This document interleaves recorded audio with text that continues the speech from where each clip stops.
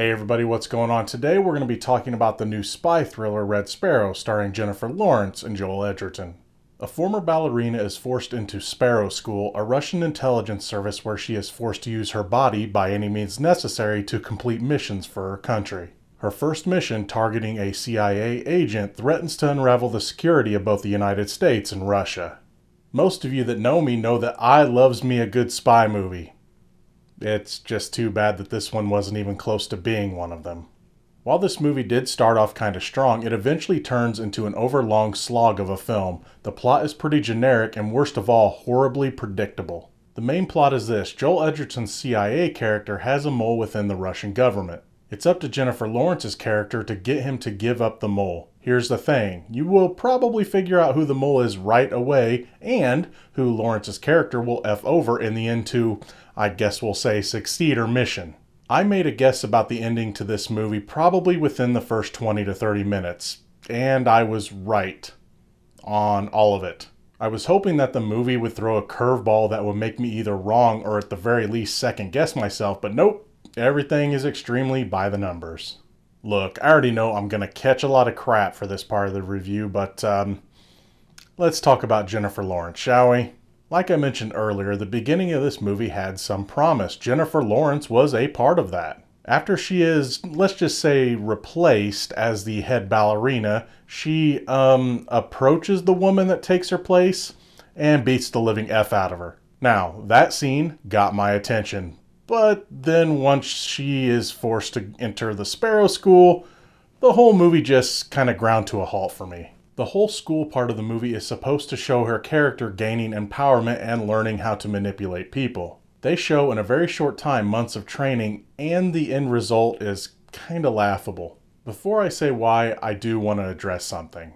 I read an article where Lawrence said the nude scenes in this movie helped her to personally gain some real empowerment back after she had nude photos leaked on the internet. To that I say good for her. Now, with that out of the way, I have to say that the scenes in this movie where she is, quote-unquote, using sex to accomplish her mission don't come off as convincing at all. Lawrence said in another interview that people shouldn't expect a sexy spy thriller, and with what I expected out of this movie, I agree. That being said, I found a lot of the scenes that were supposed to be her taking charge by using sex more silly than anything. I guess what I'm saying is that she was not convincing me that she was sexy to the character she was trying to manipulate. That had to work for the scenes to work. I thought the rest of her performance was okay, but kind of generic. Honestly, that is how I would pretty much describe all the other characters in this movie. There wasn't one character that felt like they were playing anything more than a certain role. Not even actors that I really like, such as Joel Edgerton and Jeremy Irons, gave me anything special to make me care about their characters. This lack of character development also played into the predictability of the entire plot. Now, if you're going to involve a love story angle in your movie, you have to have one very important thing. chemistry. Yep, gotta have chemistry. The couple has to have some chemistry together. I felt that Jennifer Lawrence and Joel Edgerton had no chemistry together, romantic or otherwise, at all. The entire movie. Even though you're probably going to expect this in the movie anyway, I'm going to drop a mild spoiler here, so you've been warned.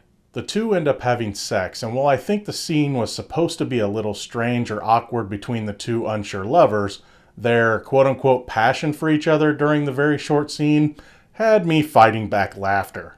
For the movie's overall story to work, these two characters and actors needed to click, but they came nowhere even close to doing so. Now, I'm not going to completely hate on this movie. There was one positive. Sorta. When the movie decided to get violent, it didn't hold back. Any and all scenes involving violence was brutal and bloody, almost to a fault. I felt there were a few times that the movie was trying way too hard to be shocking. I will say that there is a fight near the end of the movie that is pretty great, but after sitting through the rest of this snooze fest, it wasn't going to be able to win me over. Look, I love me a good slow-burning spy movie, but this isn't one of them.